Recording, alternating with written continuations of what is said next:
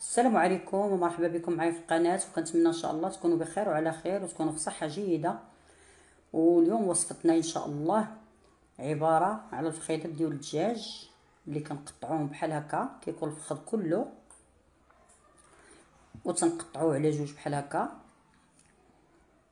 وهاد اللوبيا اللي غادي نديروه واحد التتبيله رائعه، وتابعوا معايا الفيديو حتى الاخير.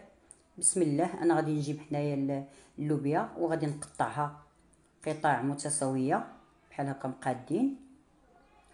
الا كانت قصيره كنقطعها غير على جوج، كنعاود نقطعها بحال هكا بعد ما نقيتها وغسلتها مزيان. كنحيد لها داك الخيط ديالها، كنستمر عليها بحال هكا نقطعها حتى كنكمل اللوبيا ديالنا.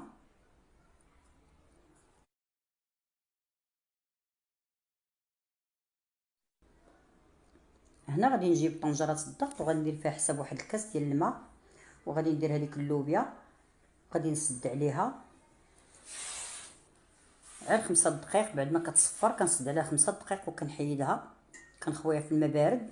هنا كنجيب الثومه كنصايبها، كندير هنا درت 4 الفصوص او 5 صغار.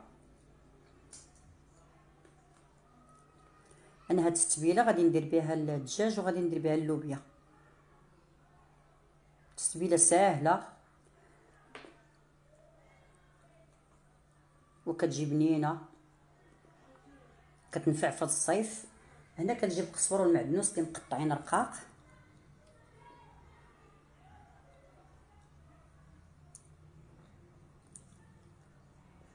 هنا غادي نتبلو. هنا درت الملحه حسب الذوق،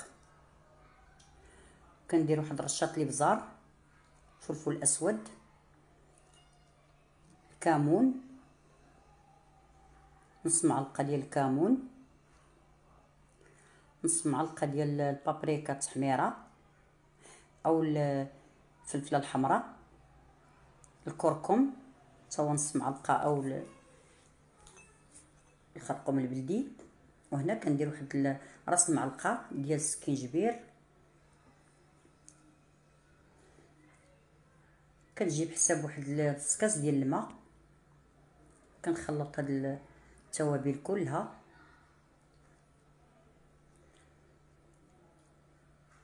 هنا انا ما بغيتوش بالبنه ديال الحامض باش نقوي فيه الحامض. الا بغيتو نتوما هذا تقدروا ديروا فيه طريف ديال الحامض مصير، تقطعوه رقيق وديروه.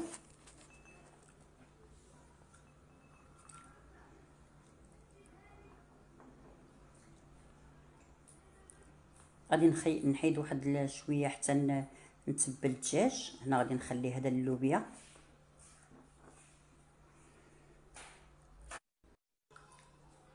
هنا كنجيب الدجاج ديالنا وكنتبلو، كنديرو في هذيك العطريه، كنخليه واحد ساعه المكانه. الا كاين الوقت كنخليه حتى كيشرب هذيك العطريه وكيشرب هذيك البنه.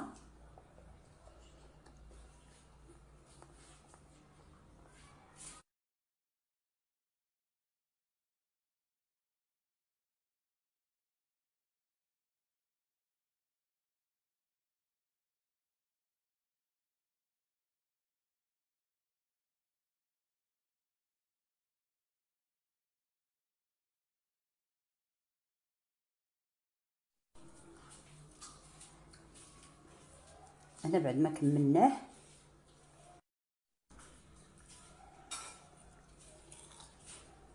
غادي نطرفوه على جنب صافي، وغادي نغطيوه ونخليوه يرتاح.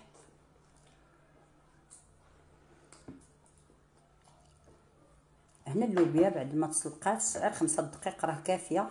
كنخويها في الماء بارد باش كتبقى شاده اللون ديالها والفيتامين ديالها، كتحبس من الطياب.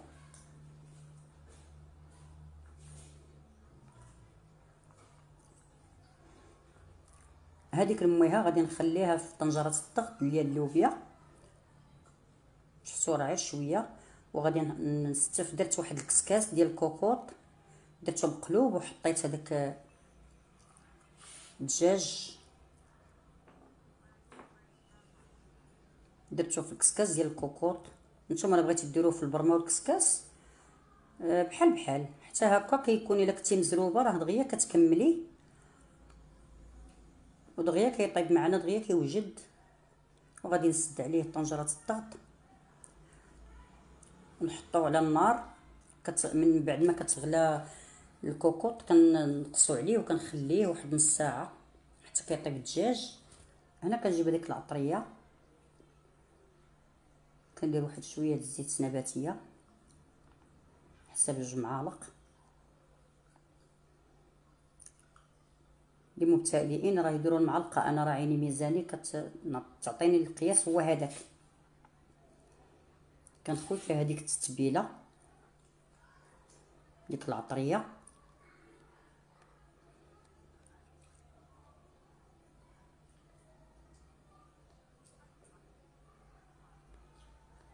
وكنجيب هذيك اللوبيا بعد ما بردات كنلوحها هنا نشحرها في هاد العطريه.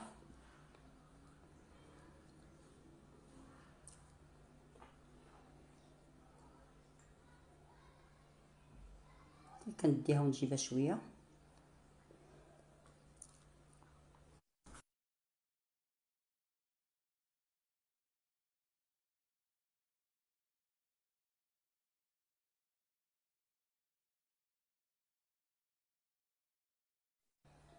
كنخليها بحال هكا حتى كتنشف من هذيك الميها، وكندير فيها هذا الحامض. اللي كيبغي الحامض بحال هكا مصير، انا خليته بحال هكا صين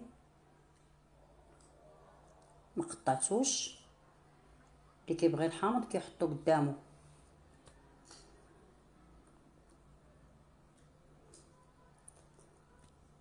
هنا غادي نحل الكوكوط او الدجاج ديالنا طاب.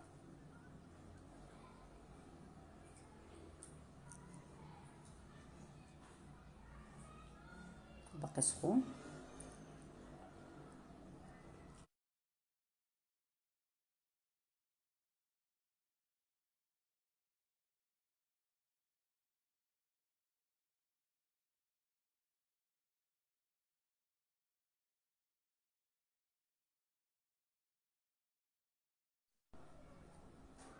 نتوما شفتوا كيفاش طيب. راه كنهزوه. كندير هنا واحد شويه ديال الطحين،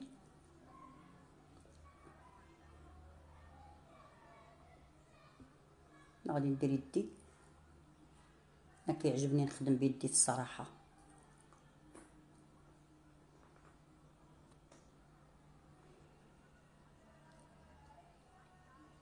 كنمرمدو بحال هكا في الطحين.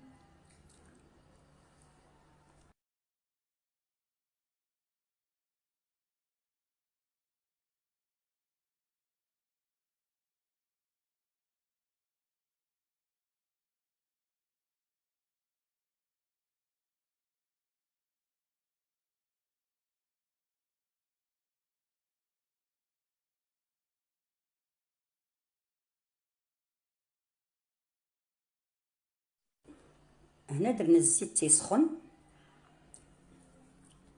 بعد ما سخن الزيت انا غادي نرمي هاد اللي ما تيبغيش الزيت يقدر يدخلو الفران، يدهنو بشويه الزبده ولا شويه السمن وكيدخلو الفران، راه كيجي حتى هو كيجي زوين. دابا الوليدات الصيف كيبغيو هادشي مقلي، ما فيها باس الا درناه ليهم مره مره. هو تحمر من الجهه الاولى.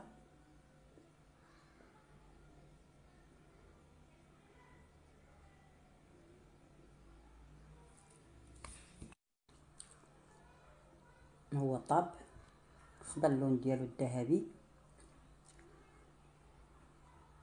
شفتوا معايا وكيتحمر كيجي رائع.